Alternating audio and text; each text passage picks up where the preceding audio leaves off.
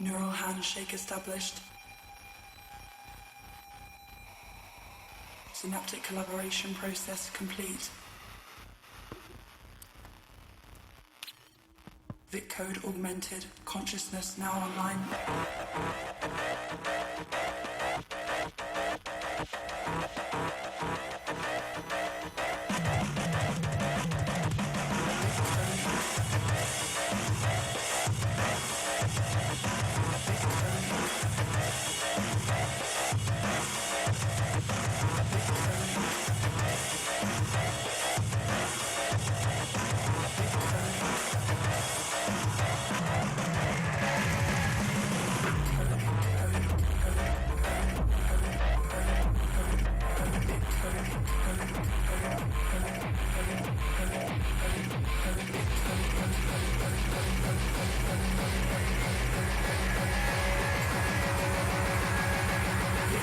Consciousness now online.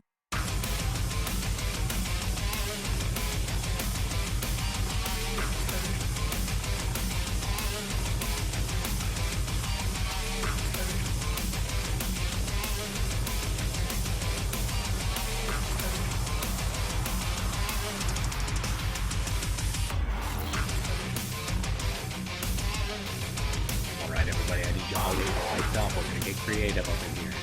Let's switch some things over here.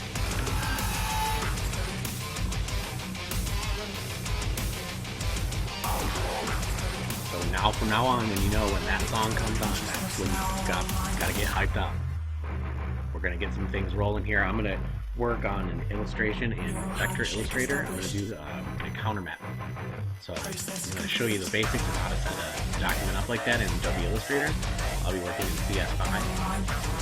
And that's not the current version, but that's the one I'm working on.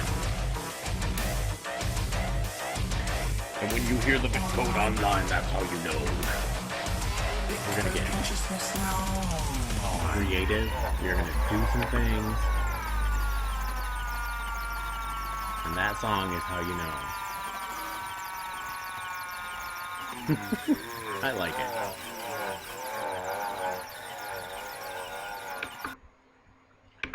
Alright. So, I am working in Adobe Illustrator. And so what we're going to do is we're going to create a new document. A new print document is what I prefer to do.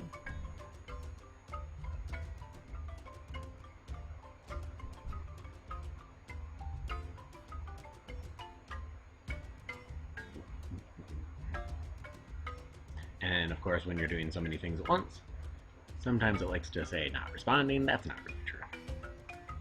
It's still responding.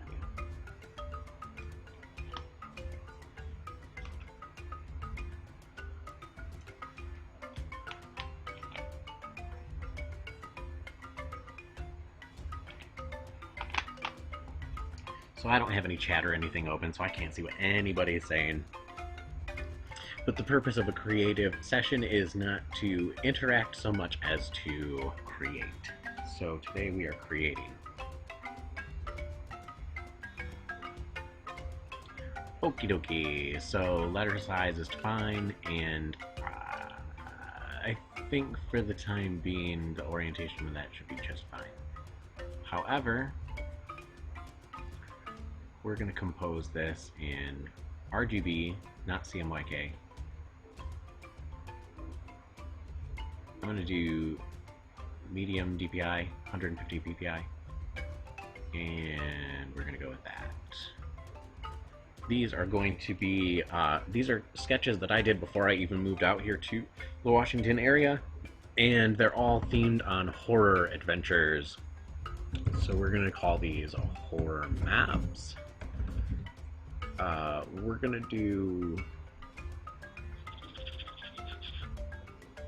Let's do Horror Maps 1 and Horror Maps 2. So, because I did 2 sketches filled out an 8.5 by 11 space. So, one of those is definitely vertical, and that's the fun one we're going to place first. And what I like to do is I like to set everything up in specific layers, because when I create a document in Adobe Illustrator, I set it up so that I can export that file over to Photoshop, and then using the shapes that I've created in Adobe Illustrator, I can then paint directly into them with raster artwork. So the way I like to do that is I like to have several layers. The first one on the bottom is going to be the reference layer, and the one above that is going to be where I start working on things. So for this, we do refs, meaning my references. We don't need to do any of the rest of that stuff. And I always create a duplicate of the sketch that I put on the very top. So that's a duplicate layer. And then eventually at the end I get rid of that. It's just to be able to see everything in between those two layers. So this one I like to call my background, or background, which is also acceptable if you're highly confused. And so let's drop my reference.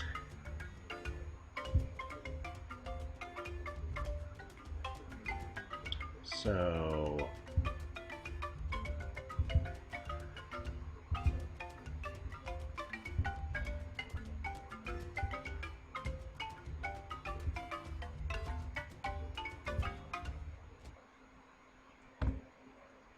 see, I got a lot of things working all at once here, so okay.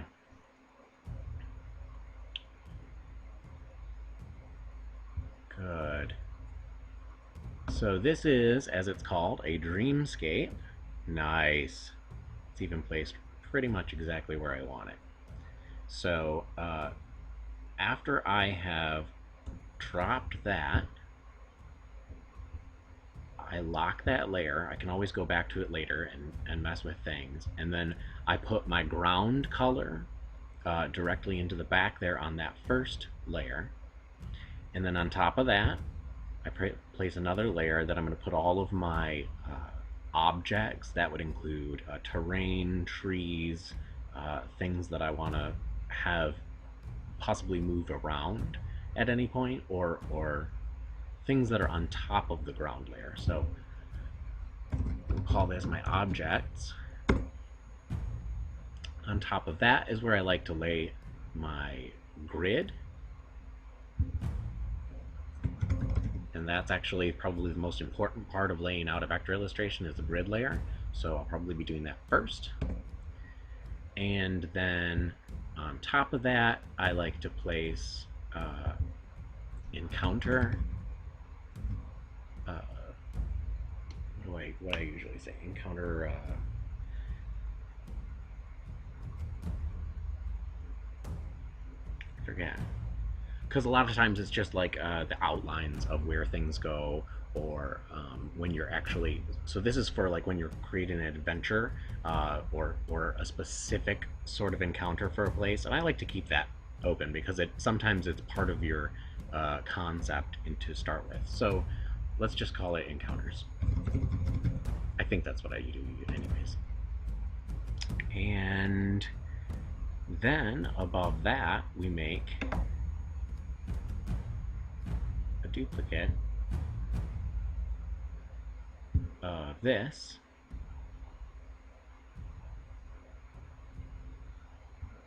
and we change this, the transparency, to be multiply, and I set it at 50 or 60. We'll do 60. Although I don't think it actually chose anything when I did that. That's right. So in order to do that, I'm nervous, I'm shaking. In order to do that, on the layers, you click on the object. Yep, see, so it didn't actually select anything that first time around. Oh, also, I don't think it actually duplicated the content. Okay. So here's what we want to do. We want to copy that. Also, we can call this refs copy. Oh, Oh, I know, because it duplicated the other one. Haha, that's alright.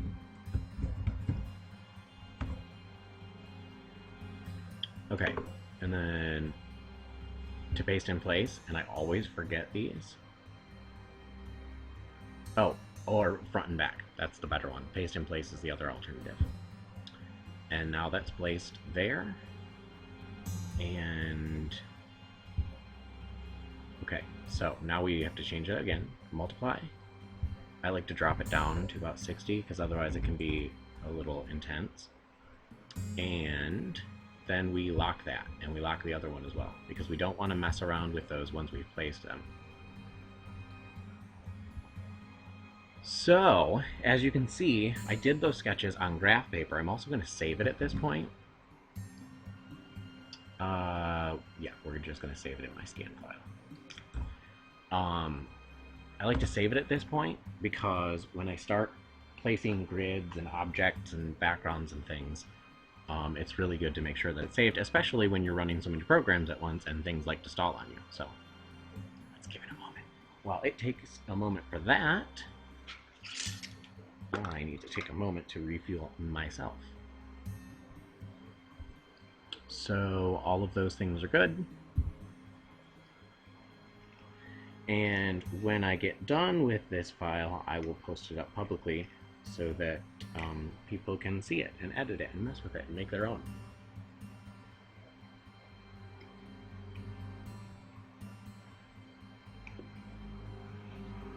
And right now I'm eating trail mix. This is social eating while also being creative. So, the map that I have placed currently is a dreamscape, a nightmare. Well, it could easily be a dream or it could be a nightmare. It depends on what you want to make it.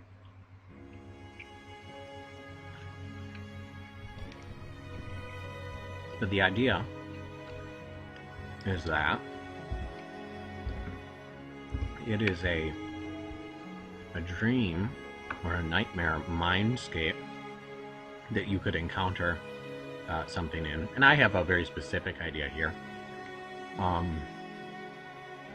Also, this one is going to be more laid out for a 3D thing. I don't know necessarily that I will do that or even that I will do it on stream, but I'm laying it out for that.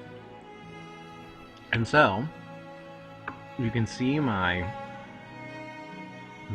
graph paper grid lines, and even though you can't see all of them, it really doesn't matter, because once you place them down, they're just there for reference. Once you place them down, you can work with the grid lines as you place them, as opposed to what they were in your sketch. And it's pretty close. So, I'm going to go to my grid layer, and I am going to use the straight line tool, line segment tool. And I'm just going to make one line outside of the thing all the way to the other one by clicking Shift. I'm pretty sure it's Shift on a Mac as well. You create a single line of black coloration. Unfortunately, I'm not sure that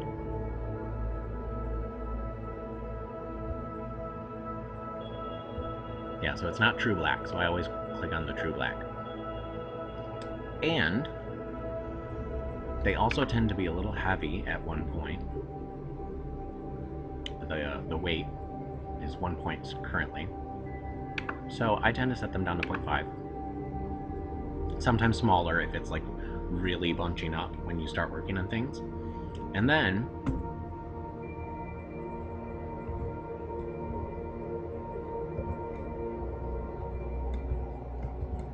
I just duplicate it, and so I'm pressing Shift and Alt, or on a Mac I think it would be something. I don't use Macs, as you can tell. And then by doing that, I can create copies of that line segment. And they're going to be close to where those graph paper lines are, but not exact. And the whole thing is to make sure that you don't put too many duplicate line segments, so that basically you have one for just about every graph line there, because you don't want it to go over. So because I've been talking, and not really paying attention. I'm going to try and take care of that right now, right? So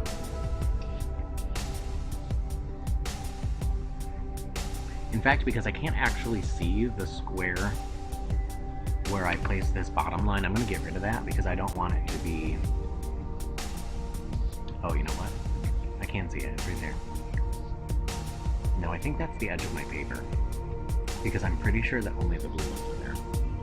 Anyways, this is you watching me troubleshoot my own document.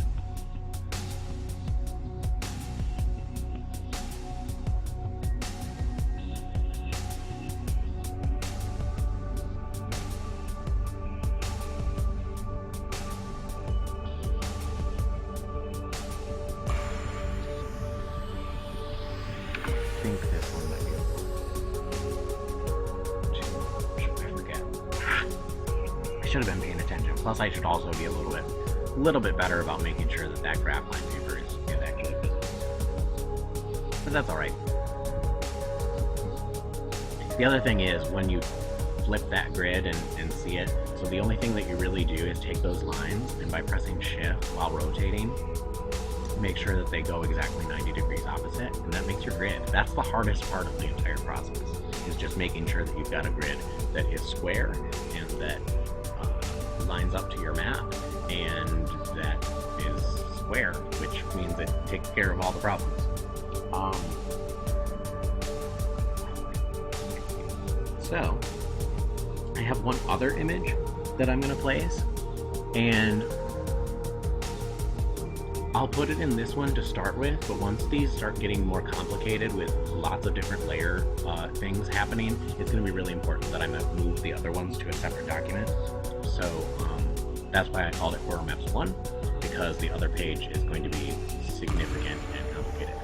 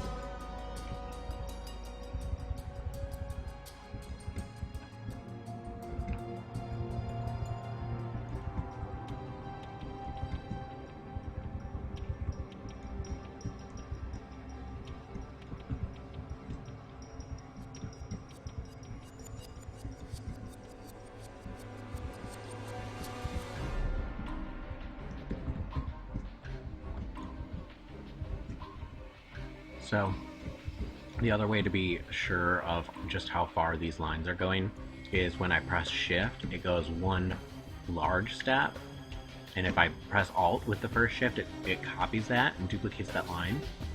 Whereas if I only press shift, it'll just bump up. If I press shift alt, it'll copy it in a duplicate up to that spot. And then if I go back down 1, 2 small clicks, it's about right. And I know that from working on other maps as well at this same graph paper scale, luckily. Luckily it's really easy like that. But on the off chance, on the off chance that that doesn't work for you, you just want to be really sure about where exactly you're placing those lines. And you'll figure it out after you do a few with the same graph paper. That's the other thing, is that when I'm doing a map like this, I always start with the graph paper sketch. It makes it working on the image so much easier when you have a basis. Especially, as you can see, where sometimes it's hard to see the actual lines. Whoops. And I think that's where I want to place all those.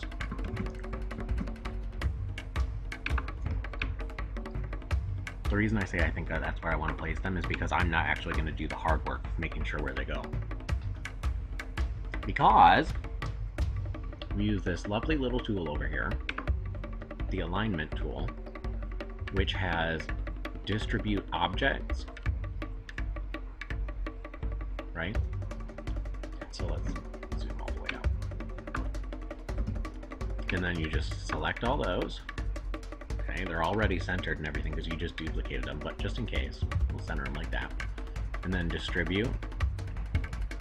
And that places them equidistant to one another and approximately on the graph paper where it is on the map.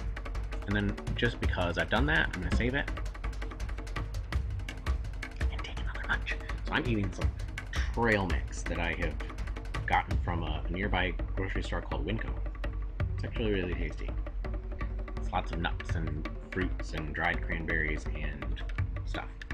And so that's how you make the first set of lines, and they are equally distributed.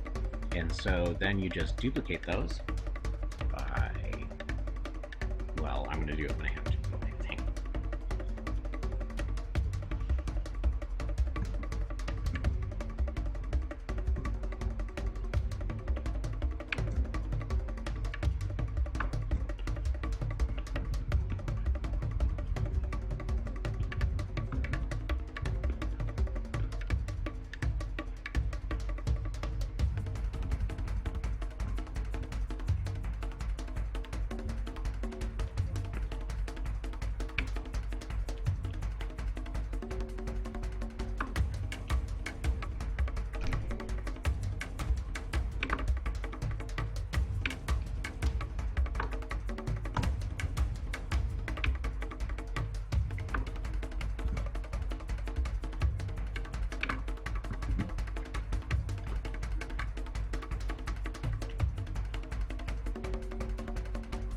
There you go.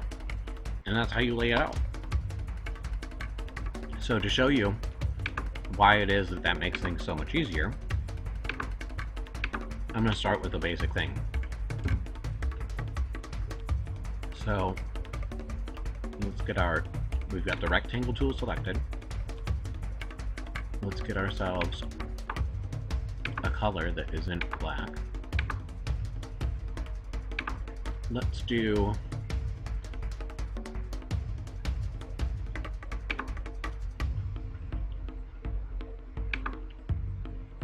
I'll do this color and then I'll make it darker. Okay, and I always make all of my big shapes that fit over the whole map go outside of the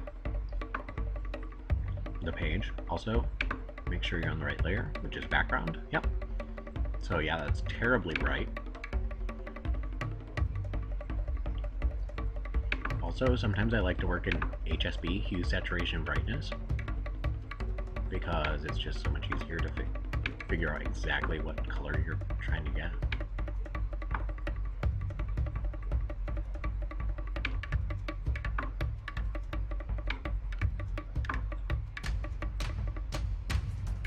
So for this, because it's going to be a dreamscape or a nightmare-scape, I want it to be really dark in the background, and then I'm going to bring out brighter colors on top of it. So that's our basic background shape, and it's just that simple. And that's also why now if I click off the visibility for that bottom layers wrap, because it's already duplicated and placed on top, that's why you're seeing it up there. So for example, I'll click off, I'm clicking off the visibility for that background layer. If I do the same thing now with that refs layer, you can only see it when it's multiplied with the one on top. So the reason that I have that there on the bottom though is so just in case I ever mess up and do something with the one on the top, or if I move things around and forget where I place them, or for whatever reason, I like to have that copy on the bottom. So we'll do that. We've got the grid. I've got the basics for all the rest of the stuff that's going to be necessary. think the only other thing that I like to do is put another another layer on top for labels. In encounters is what I usually put the labels for. Stuff. I feel like there's another layer that goes on top of these, but I forget what it's for. It might not be all that important. It might be important only for the sorts of things that I do.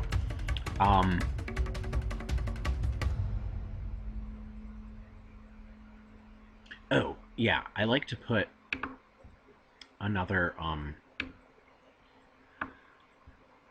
layer on top of all the other ones, that when you have all your images together and textured and everything, I like to flatten that image into one thing and then put it on its own layer and put it back into the Illustrator program, which is probably a little bit too much for some people, but it helps things in the end. I could have. I wonder why it didn't do the normal color. It doesn't matter. I'm trouble picking now. Nitpicking is the proper term. And then I can turn this off because I'm just, let's call that raster. We'll call it raster for duplicate, because it is essentially the duplication of all the other things plus when it's textured in Photoshop. And I think that's important only for the sorts of things that I do, where I might be working with other people. I might want to export it for a very specific reason. There we go. All right. Then the other thing is, once you've placed things down, like in the background layer like that, you don't want to start moving those objects around, so I lock those layers and then go to the next one, like with the objects, and do something more like this, which is where I start using my drawing tablet. Also, you can lock the grid layer, because once it's set, you don't really need it for much of anything. So I'm going to do something a little weird here. I'm going to make an ellipse that is sort of weird shaped.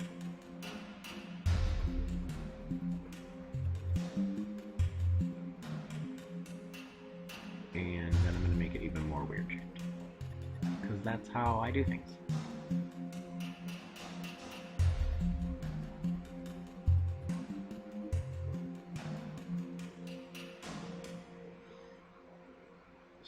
So you click A to just select one anchor, and then whee! Just like that. And then, oh, and because this is the same color as the other one, that's why it's not showing up except for the outside line, but that's not really a problem. Also, it should be just a little wider.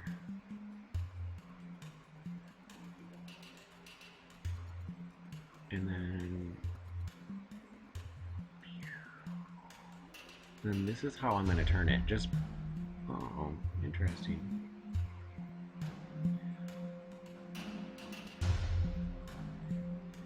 Let's zoom out just a little bit. Yeah, that's a little bit too wide actually. So let's just do it at the normal like that, and then try rotating it. That's closer. That's closer to the actual shape. Okay. So let's change that color up. Let's make it, first off, let's make it super bright.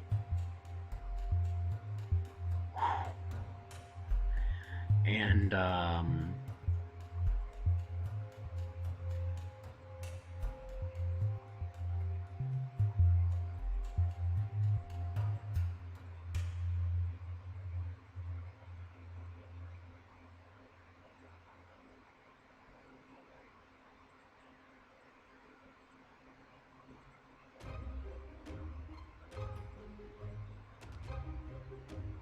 also, the music that I'm playing right now is the exact same music that I'm using for my Ultimate Serpent Skull soundtrack. It's all music that's on SoundCloud. And so, therefore, I don't know. That's all.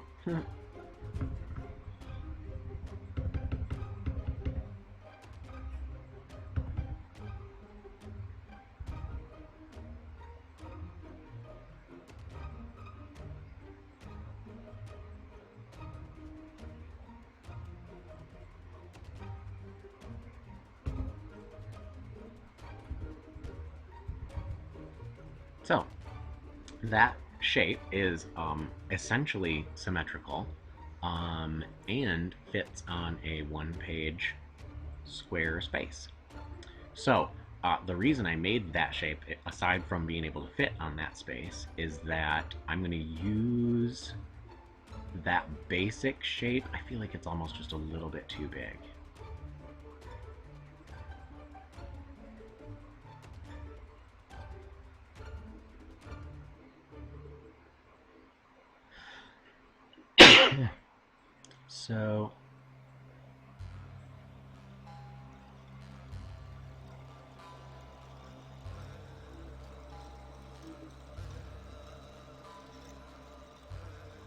So we did some trial and error there, but it's fine. So I'm going to take that shape and, well, first things first, because I don't, once I tilt something and it's done, I'm no longer dealing with it. I like to reset the rebound box, because I'm not going to be messing with that, the placement of that shape at any point after this. Also, save.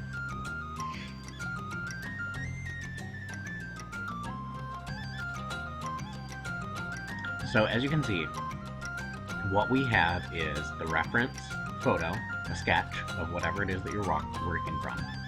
The background, which is whatever it is that's at the lowest spot on the map, or in this case, the majority of the land mass, or in the case of a mindscape, it's actually zones that are off of the map proper. So the reason I want to do a little bit with this shape, let's see, well, first we want to do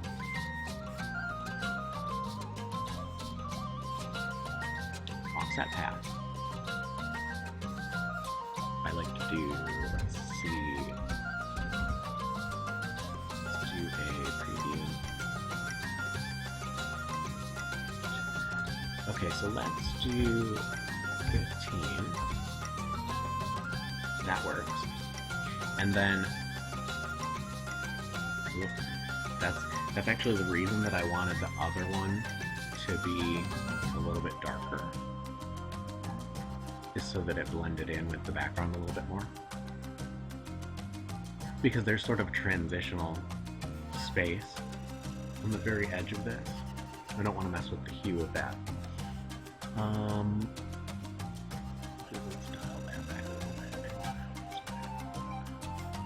It is a very dark background.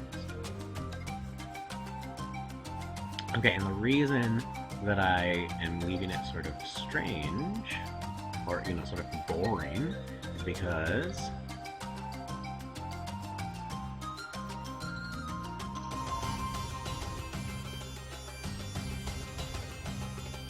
I think it's roughened.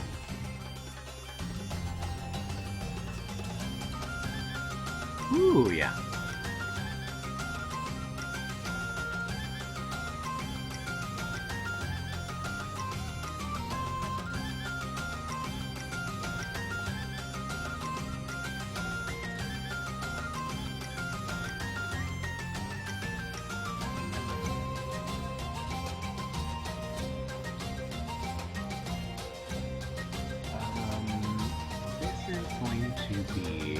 We're going to make the outside one corner, and we'll make the inside one smooth. And that will make it look like the outer one is a little more rough, and the inside one is a little more of a transition from rough to... So, smooth. We'll also bring some of the detail in a little bit. And we'll pop the sides up just a little tiny bit. Okay. So I didn't preview that, but it's not really a big deal. It's pretty much what I wanted, right like that. So...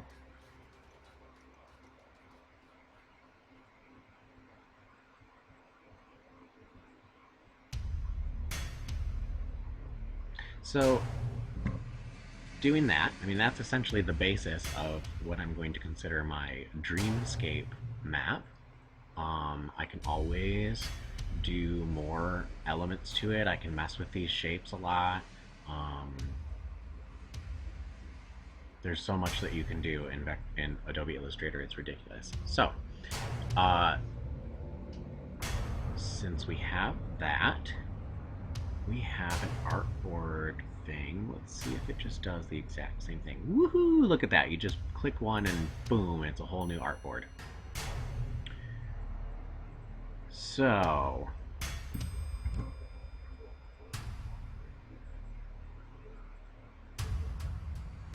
I'm going to move it over a little bit. I might have to switch it to be the other orientation. But for right now, I'm just going to do that. Because the other sketch that I have is actually 4 separate sketches on the same graph paper. And so I'm going to split that up onto different artboards as well. So it's actually, it starts off like this, as 8.5 by 11, but then by the time it's done, it's split into separate illustrations, which you can then bring back together on an artboard. I do everything complicated. There's no simple way for me to do things. So, in order to do that, we're going to place an image again, and this is the sketch I'm working from here. Okay, and because we did some moving kind of things, it's not perfectly lined up like the other one was, but that's okay because that was pretty darn easy. And okay, so as you can see, I have this split into 4 separate areas. 4 separate maps, totally different individual maps from one another. And I also accidentally placed it on the object layer. So we want to click cut. Paste in front. We now we're going to copy that because the cut probably won't work properly. And let's jump up to right to copy. And paste in front. And because this one is probably not... Oh, maybe it is.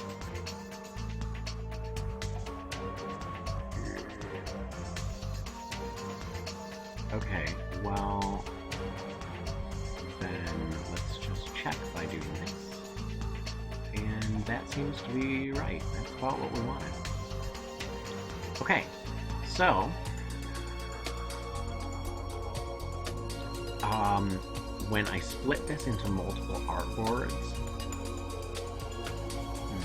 actually let me think about that. Lock and save it and think about that. When I split it into multiple artboards, we're doing that so we can export each one of them as Photoshop files, texture them individually, and then bring them back together.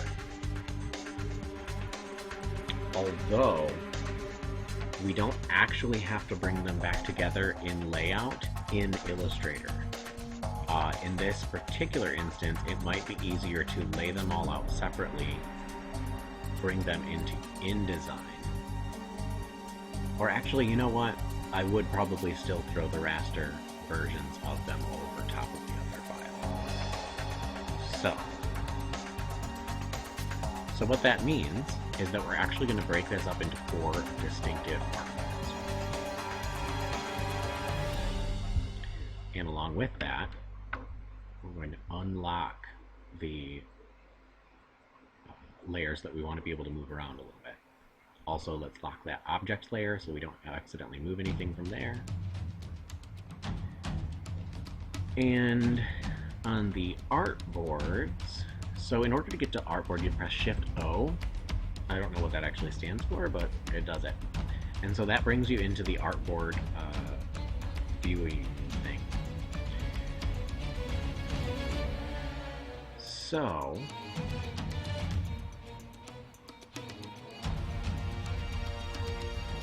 let's do this. Let's take everything all at once and move it up one and over. And the reason we did that, along with this move copy artwork along with the artboard, is because we're gonna duplicate these images and move them around a little bit. And so they're gonna have a little bit of space in between all of them. So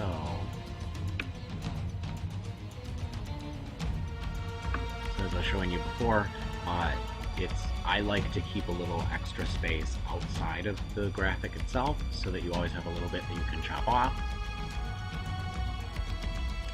And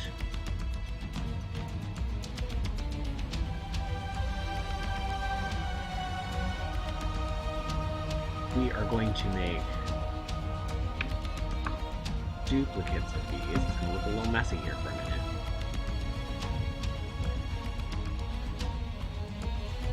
Go over that. 5 big clicks. And I think I forget. In InDesign it's super easy, but in this one I need to make a bound just for the shape. And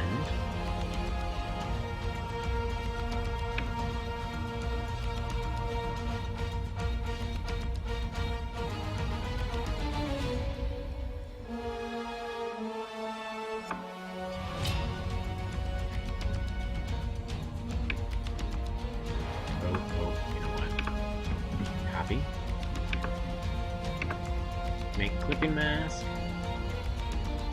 and then paste in front, select that one as well, and make clipping mask. And now you have that image that will be on a separate artboard. And we're going to do the same thing with this. 1, 2, 3.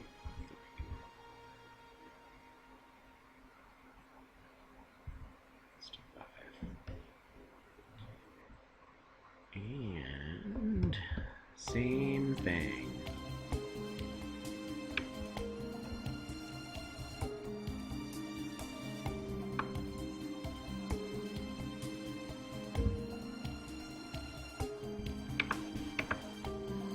And as you see, it doesn't matter if you. Okay, it didn't do what I wanted it to. First things first, copy that, then grab that, then make a clipping mask. Then paste in front, select that, make clipping mask. Good. I think. It's hard to tell like that, but I think that's right.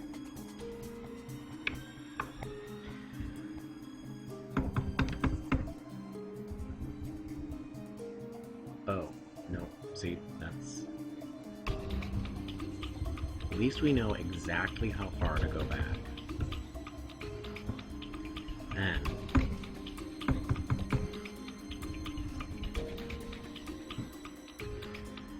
same thing. Bounding box. And I like to do it along with that corner there, just because it makes it really crisp and clean. And we want it to be on the outside of these lines, right about there. Copy it before moving forward. Grab that, make clipping mask.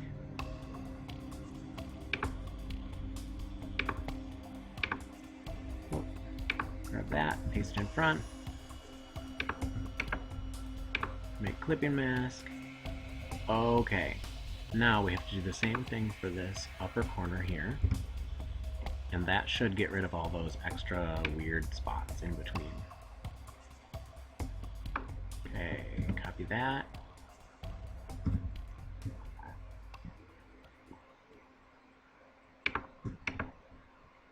Okay, flipping. Oh, see, I was worried that I would grab it. Okay, so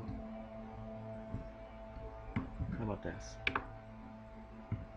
Paste in front. Grab the extra. Okay, I don't know what it is that I've got.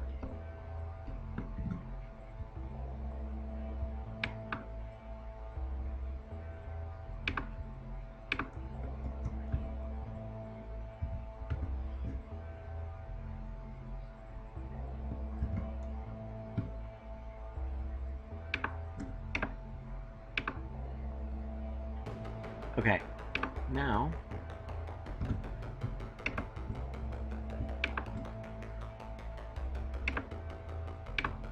there we go. I feel like I messed up something somewhere because that looks very different from all the rest of these. Then again, it may be that something moved to a different layer, so let's check. Okay, so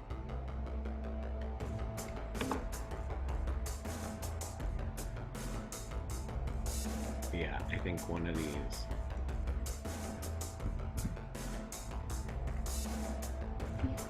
Yeah, so let's do this. Oh, huh.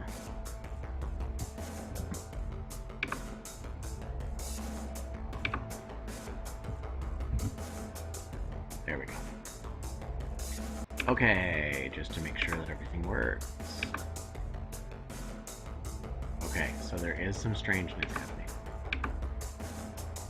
And I think...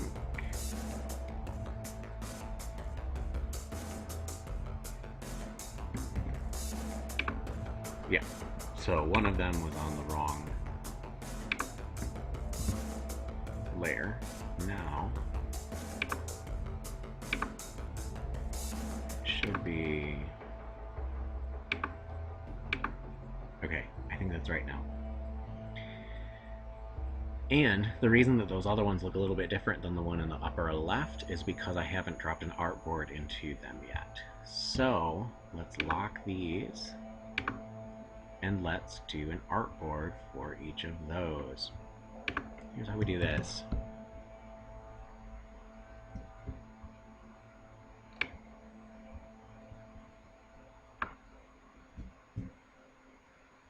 So as you can see, not all of them are equal size, so you just want to size them up a little bit.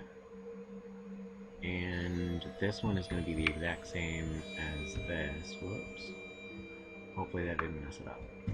Cool. And whoops, that we didn't want to do. This, just like that. So the other thing is I'll clean all of those edges up so that it actually sits properly on the artboard.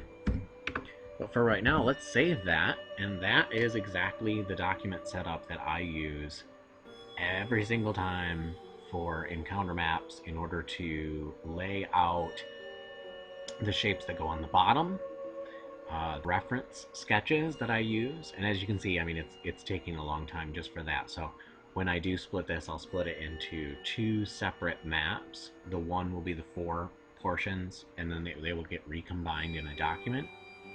And for each of those, you want the bottom, the reference image to be placed on the bottom so that you can place things on top of it. And if you ever turn off the visibility for a layer, you can then still see the image on the bottom, even if you've gotten rid of everything on top.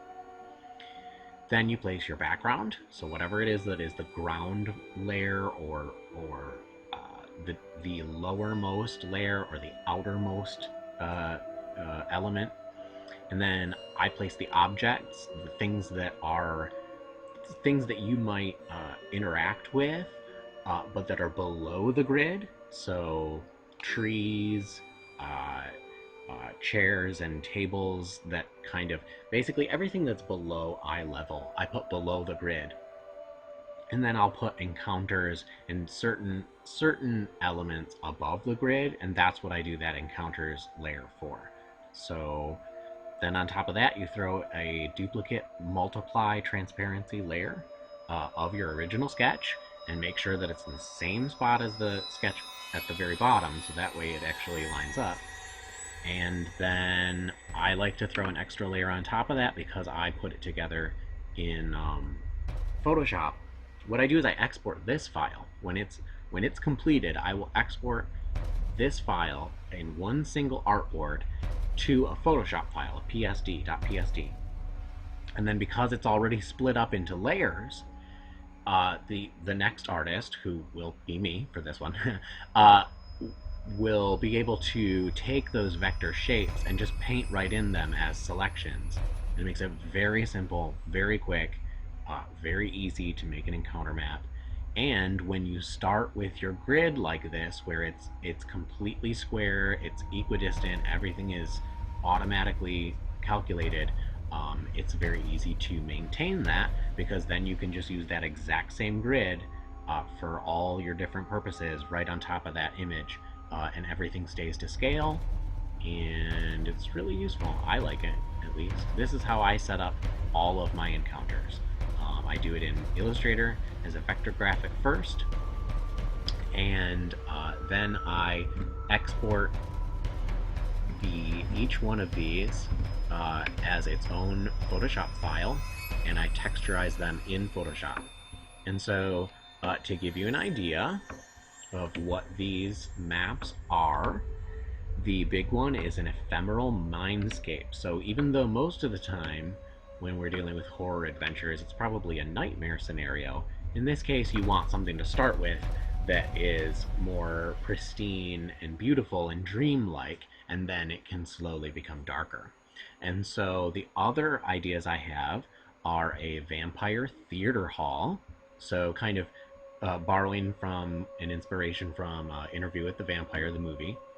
And then here is an alien world. The reason that's important is because there's lots of cool dark sci-fi elements in horror adventures. And so that'll be a very, very, very, very simple, basic, we're going to just throw things together. And then I have a nighttime cemetery. So this is going to be a cemetery, but it's not going to look all bright and happy. It's going to look like it's dark and it's nighttime. It's not going to be a daytime map. And then finally I have what I'm calling a deep void spaceship cargo hold, which is essentially inspired by the cargo hold from the movie Alien, where the creepy alien things are down in the engineer slash disc jockey, space jockey ship that is crash landed and has a really cool cargo hold. And so I had an idea of what I would make that into. And so these maps are just simple encounter areas that could be used for pretty much anywhere, but I'm theming them on horror adventures because that's the concept. That's what we're going for. And so I've saved this. Everything is saved, but I'm going to save it one more time with everything placed. Actually, when you do that, it's actually better to move something and then save it, because then it actually saves the whole thing. It saves where you are looking at the page, the placement, everything. And so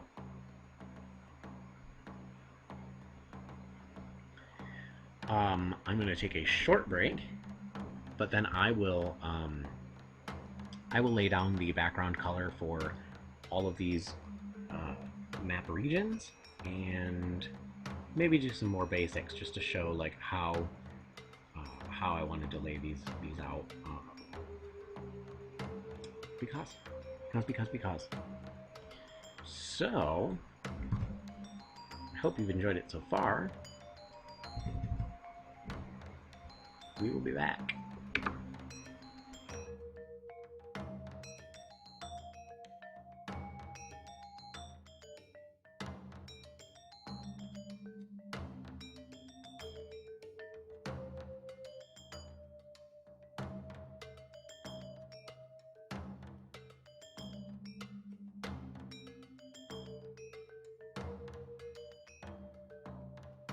Bangladesh Inventors Fair invites you to share your ingenuity with the world. You may fuel your creativity with unrestricted ether access.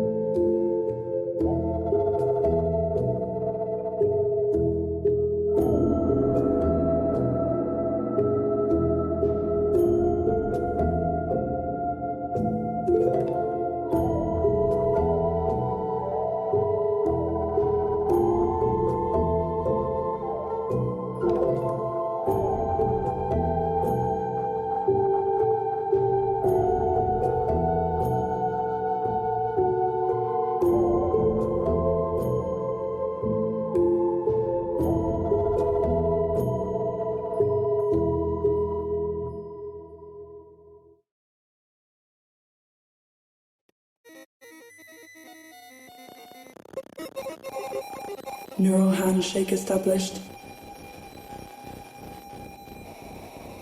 Synaptic collaboration process complete. Technically that's not supposed to play for that.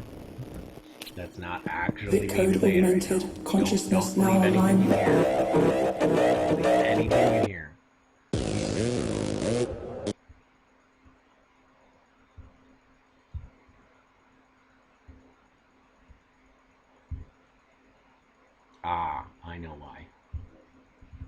Now I now I understand.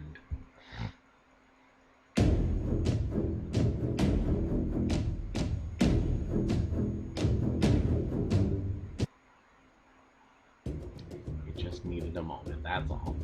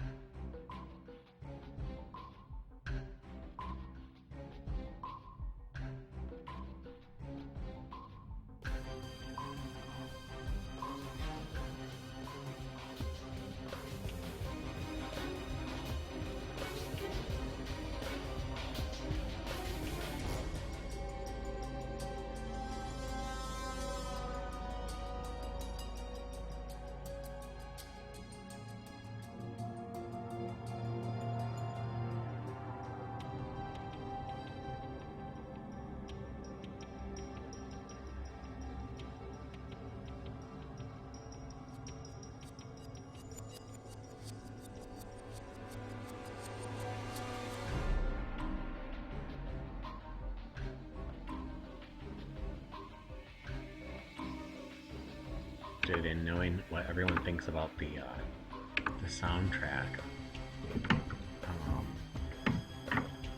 Basically, there've been a couple of things that have happened with the Roll20 tabletop. Really, almost one right after the other. Let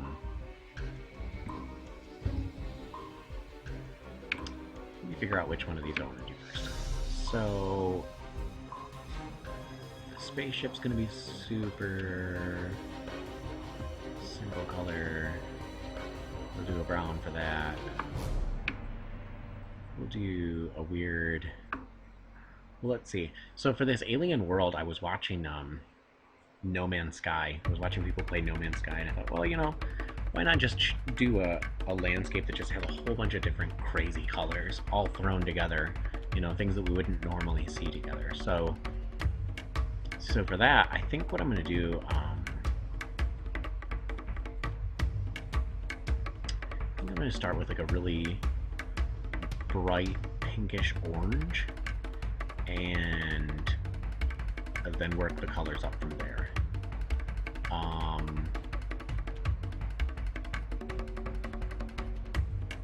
For the Vampire Theater Hall,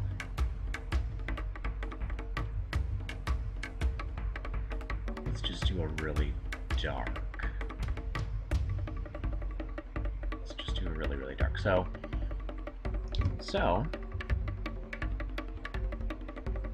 we're going to be drawing on our background layer. Okay, so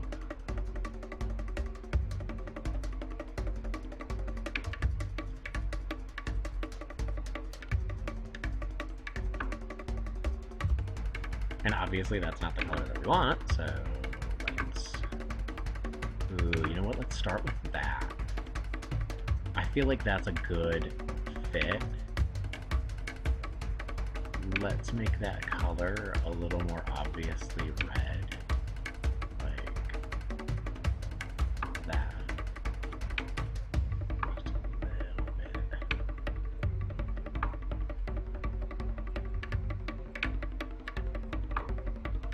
Right, because yeah, that's why it's, yeah.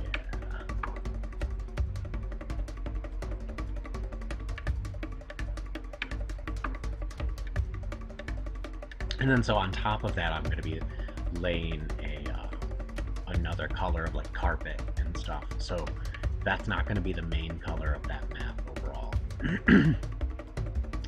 And that's actually a really good color for the dirt that I'm going to be putting on the nighttime cemetery. So I'm just going to do Shift Alt and move it on down.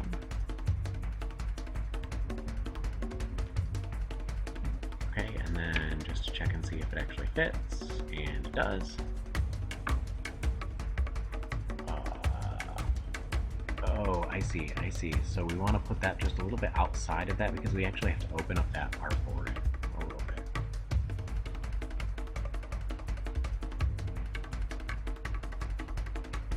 Yeah, that's better. That's better.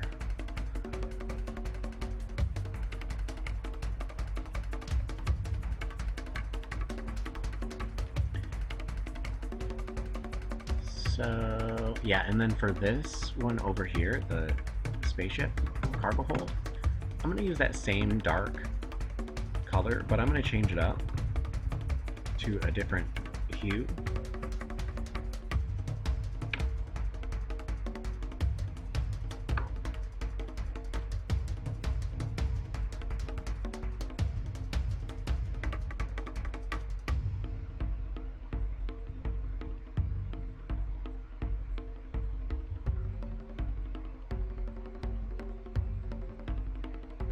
Yeah, as you can tell, the artboards here are not perfect. So let's fix the artboards first, because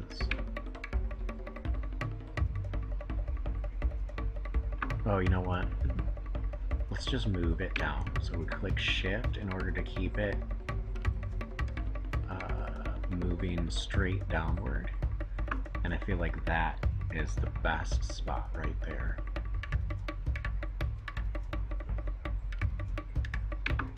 if I click that, it will not move the artwork with it. I can nudge it down just a little bit because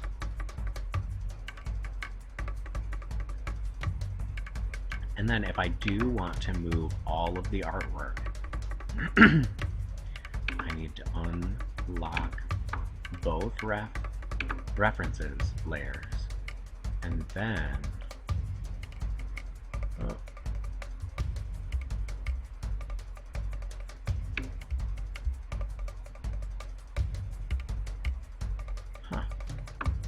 So you have to click that again. There. And that will actually move everything all up. And the other thing I want to do is this right here.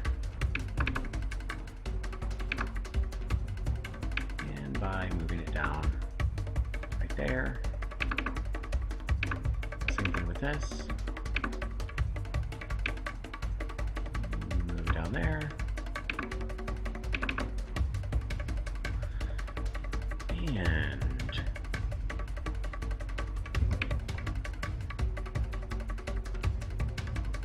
yeah, that's much better. And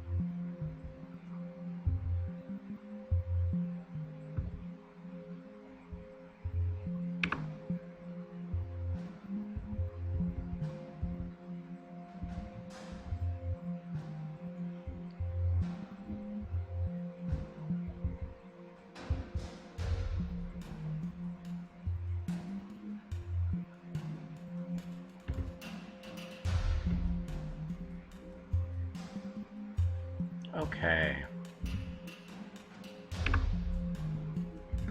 Now I want to relock those layers, and then I want to change the color of this. I want it to be much more bluish green-ish.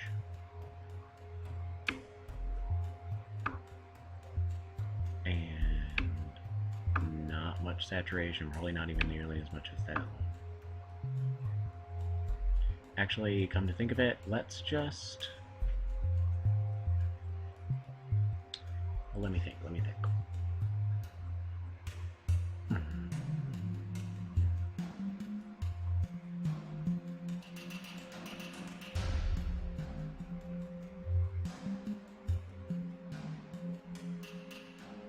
Yeah, let's do the bottommost layer in a really dark. Actually, that's perfect right there. So I'm just gonna leave that be.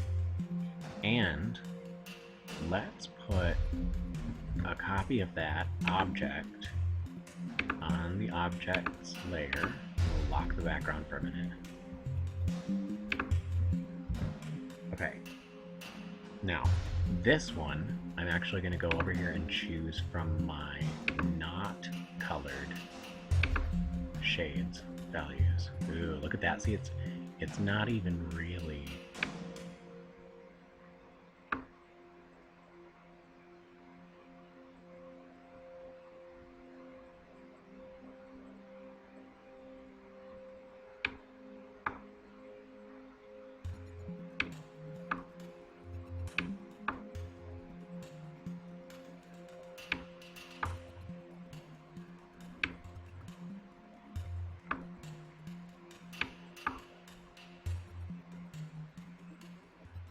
See, I totally messed that up, but that's all right.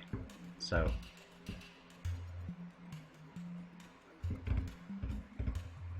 oh, I see what's happening.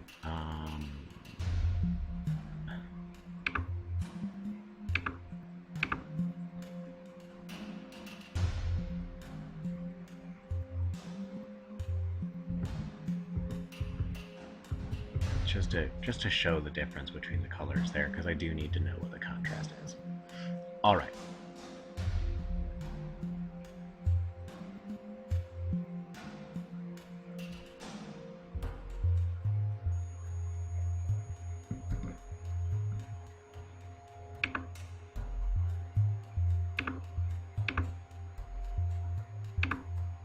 Oh, I see.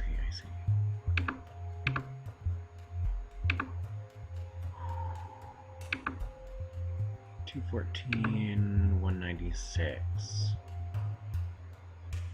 What do you say we go for something in between and go with 200?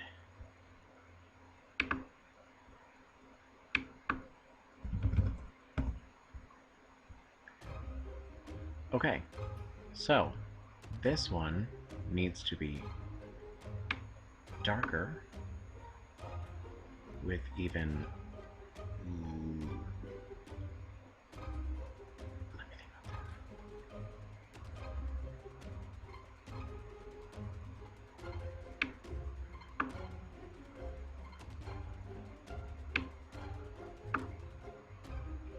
that's right. Let's do really, really dark with a good deal of saturation. And the one above that will be lighter with not as much saturation. Like, not much at all, in fact.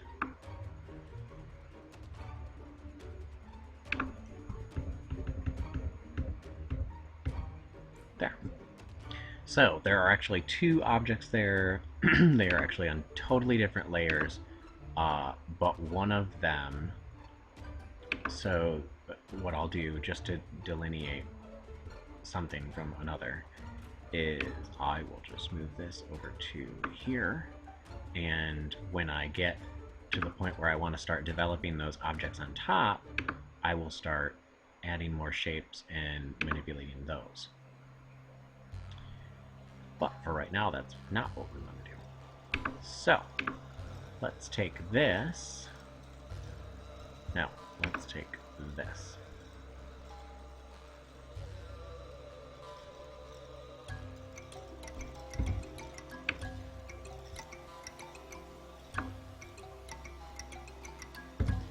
We're not going to take anything. We're just going to drop one down.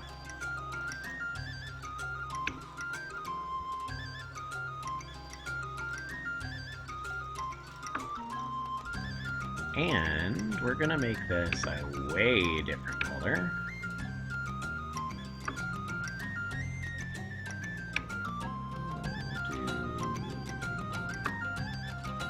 Like that.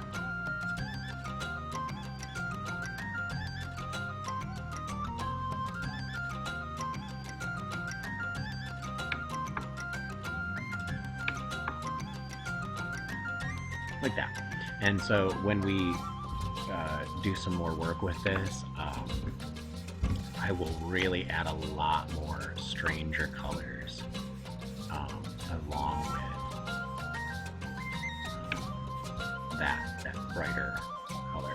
So what I'm doing right now is I'm going to zoom into those things, those items right there, and I'm going to save that. Make sure you save.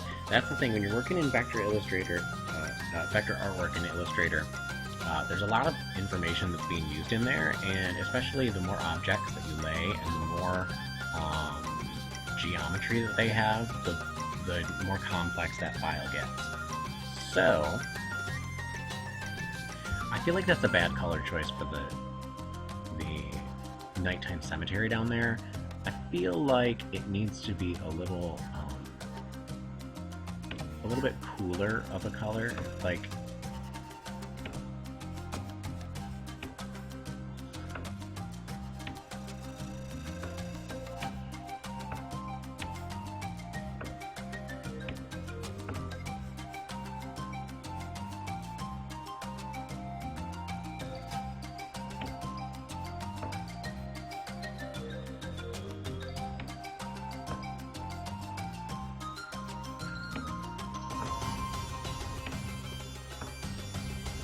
how about that? That's better.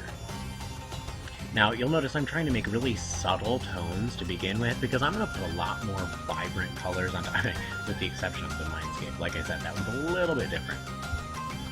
But I'm going to start with these really muted tones like this, because I'm going to place the more interesting colors and objects and things. I'm going to make them much more vibrant. Okay, so I've got ground level colors for all of these. I haven't yet placed the grid down for those other four, so I can do that. I'm going to enjoy some coffee for the week.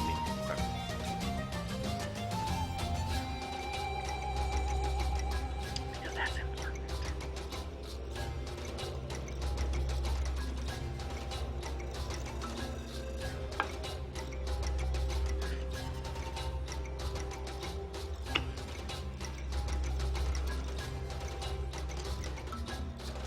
So,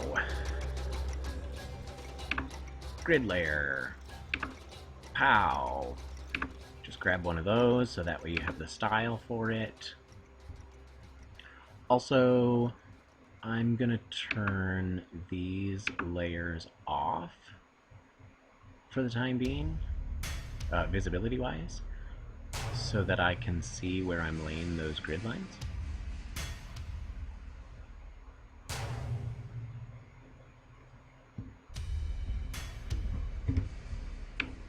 And I'm just being really careful about how I do things right now, because I want to make sure that I do them the right way on stream and not like randomly mess silly ass shit up, so that you actually know what to do and you're not like, oh yeah, I watched somebody do it wrong 1,000 times. Great, you learned nothing.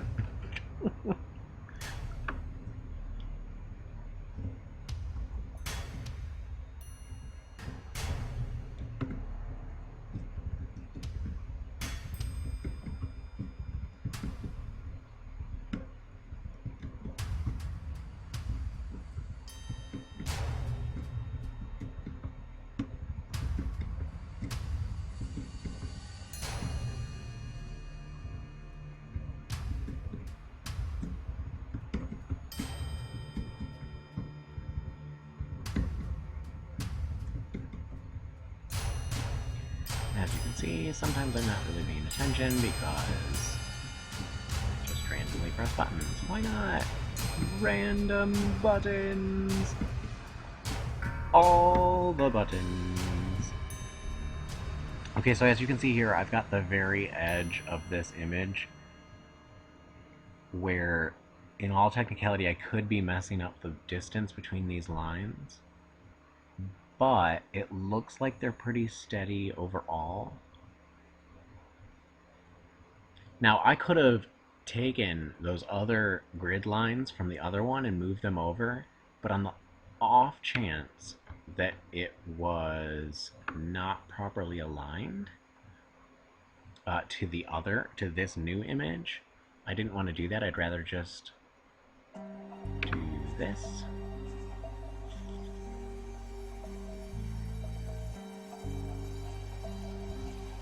Drop it down one because it looks like it's just a little bit off.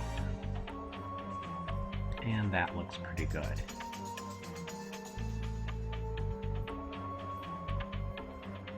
Yeah, I like that. Okay, and then same thing with last time. Duplicate, move it around, and 90-degree angle. That's almost dead on right there. See, as you can see, also by turning it a little bit, you can see the differentiation in the lines. Also, because the sketch, when it's scanned in, is probably just a little bit diagonal, it's possible that that will make your sketch not quite line up, and it's another reason why it's better to use a new grid as opposed to using a grid from another image, which might not be right. So that's that. And then, of course, because I've got some extras here, we don't want those. So we select those and get rid of them.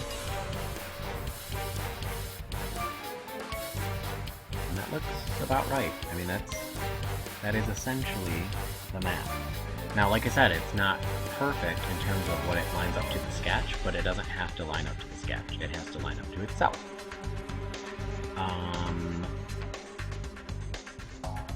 Also, I think it's important to make sure that the lines go outside of the bounding box of the artboard. Even if it's like this, where it's like it's actually the cut off from the other image, I really prefer that you give yourself enough space on the edges, so that all of those things, that they can be clipped off and it's not going to be a loss. So I feel like that's pretty solid right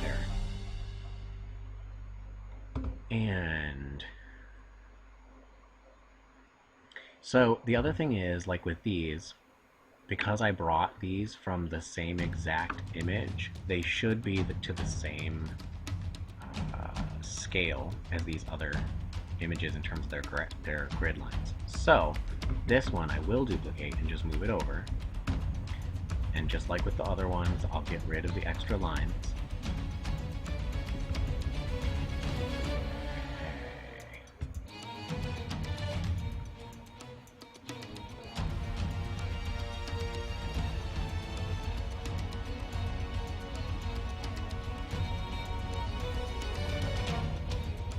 Yep, and that's just about where it is right there.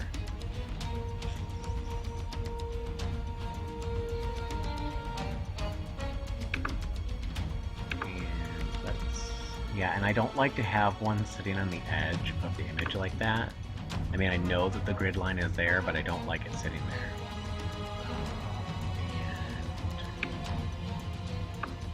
And we want to shore these up a little bit.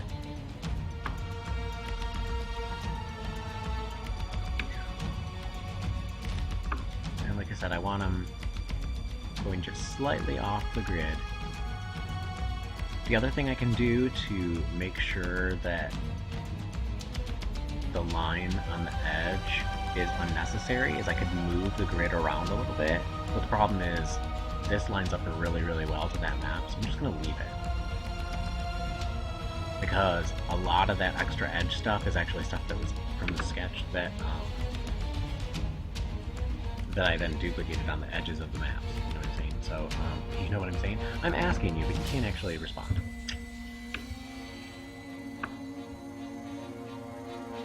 And then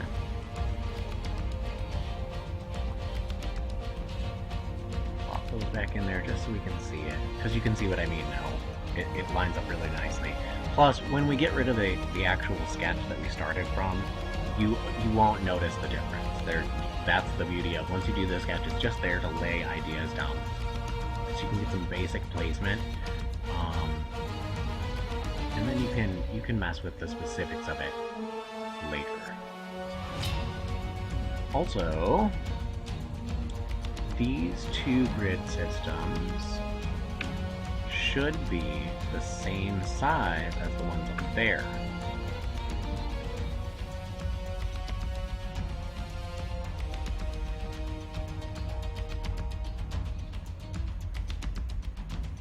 Yeah, I think I just gave myself a little extra on those two sides. That's all that happened there.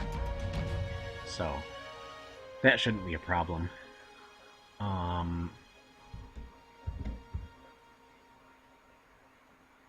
If these don't line up, I can always get rid of them.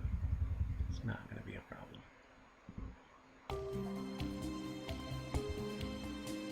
So let's zoom in. These line up.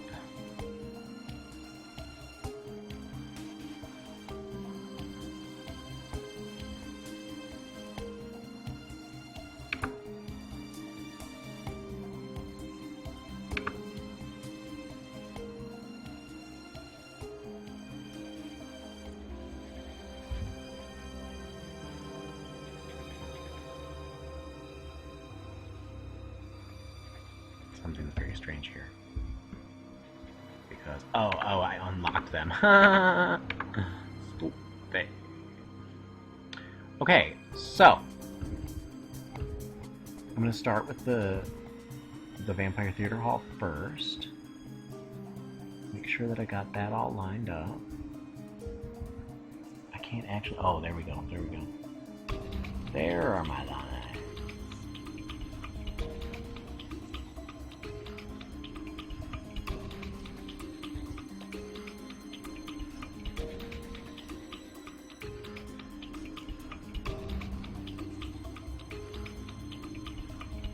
Yeah, I feel like that works. It's maybe not perfect, but it works. And then I'm just dropping these down just a little bit. Again, I just want to make sure that I've got everything just a little bit outside of that outside edge. That way it gets clipped off in a good way. And let's do the placement on this one just a little bit better.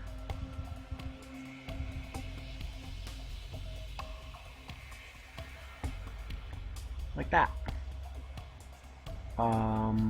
Also, same thing. Drop these down a little bit. And that is how we lay the grid. Okay, so now you can see that the grid is a little bit off from the sketch. And that's because the sketch is scanned in and the paper is just a tiny bit diagonal. It's just a little bit rotated to the scanner.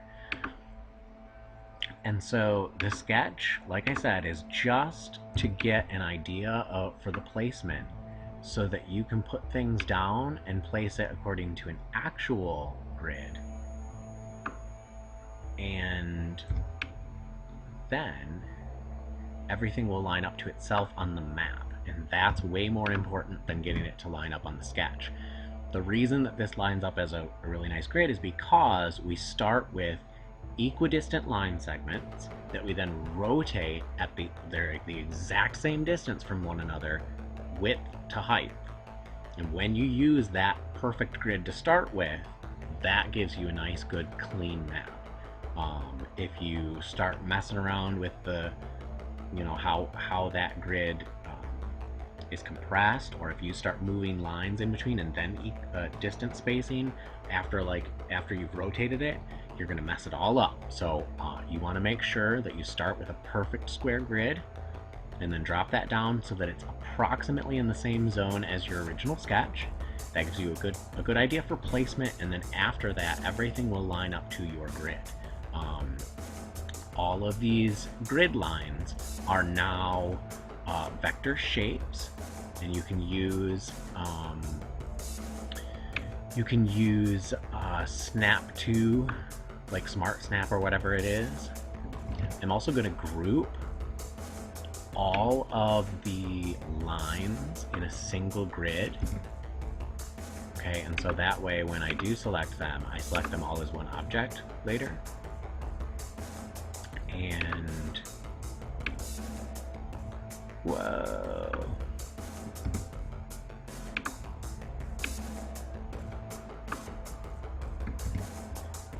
And so yeah, so that's what we're doing. I mean, that's it.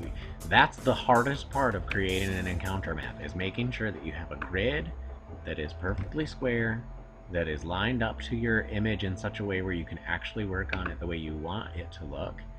And after you've got the grid laid, and I'll unlock that layer, and then I'm going to save. I mean, that's it right there. That is the hardest part of creating an encounter map on a square grid right there, is laying down the basics of it, making sure you've got your sketches, making sure that they line up, and making sure that it fits on the artboard big enough that you can export it and use it and place it other places. And because I started with an 8.5 by 11 paper sketch, both of these are, the one large map and then the 4 smaller maps will essentially go together on a page layout relatively well. There might be a little bit of clipping of the images when you place them. They might go a little bit over your normal size. It might be a little bit skewed top to bottom, left to right, but I say skewed, but like it might not be exact spacing in between the images that might be a little bit different from one axis to the other. That said, they are mostly set up for placement on an 8.5 by 11 page. That's how I'm going to be composing these, so that they will fit on a one-page sheet. And as I finish these up, I will put together the files, the .ai or Adobe Illustrator file, and the Photoshop files .psd when I get those finished. And yeah, I mean, I hope that this helps people know how to make their own encounter maps. I will stream as much as I can of these while I'm working on them, but most importantly, I just wanted to show the techniques for creating an encounter map in Adobe Illustrator. So it's vector artwork as opposed to raster artwork, and that's it. I mean, it's really not that difficult. It's just that if you don't know the process, you might be really confused. Now you know the process. Have fun. I hope you enjoyed watching this, and I don't know. I mean, I guess I could keep working, but you've seen the hard part. That's it. I mean, from this point forward, I just start adding more cool shit. So I think I'm gonna leave it there for now. And I'm really glad to have done this, and I hope you enjoyed it. And I hope you have a wonderful night. Today is night. Well, it's nighttime for me right now. And yeah, maybe I'll come back to this. Anytime I'm streaming after 8 o'clock my time here in Pacific, I'm going to consider that an insomnia stream, and I'll kind of label it a little bit differently, because I tend to have a little different style at nighttime. So yeah, I feel like that's it. So I'm just gonna wave goodbye and have a wonderful night, and I hope you enjoyed, and I hope you make maps of your own. And if you do, let me know. Share it on Twitter, twitter.com/XidoRaven, XIDO Raven. You can do whatever you want. It's wonderful.